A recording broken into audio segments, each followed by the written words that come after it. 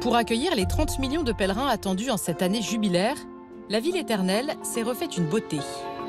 Une grande phase de restauration dont ont bénéficié les 5 pieux établissements, ces églises françaises dans Rome.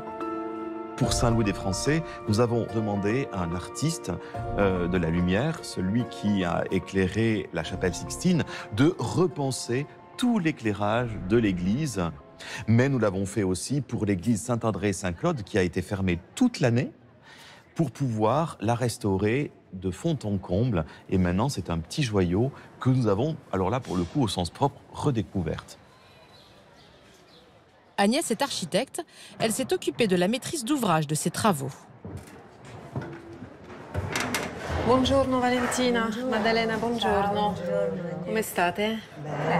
Les dernières finitions ont lieu dans la sacristie. Oui, et bien là justement, on est en train de restaurer les anciens enduits. Nous avons donc terminé pour décembre dernier la restauration de tous les décors intérieurs de l'église, de façon à ce que l'église puisse être réouverte au public et que les pèlerins puissent être accueillis dans l'église. Saint-André et Saint-Claude des Francs-Comtois de Bourgogne fait partie des 5 pieux établissements. Ces églises construites à Rome à partir du XVe siècle.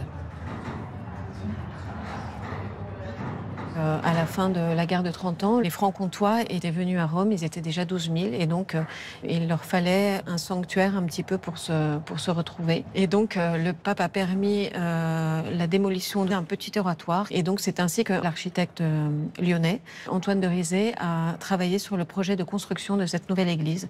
Donc l'oratoire a été démoli en 1726 et en 1731 l'église a été construite.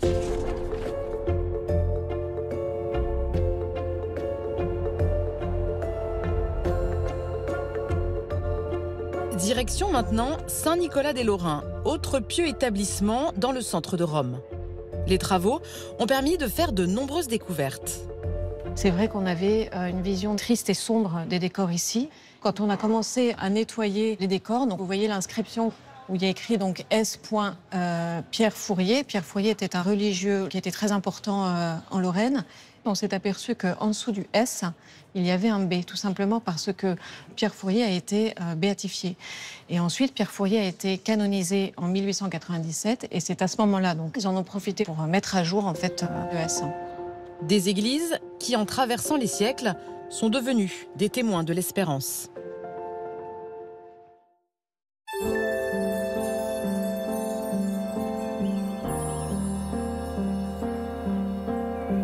Sublimes images de Rome en plein jubilé. La semaine prochaine, nous verrons que la charité est aussi l'un des piliers de ce jubilé.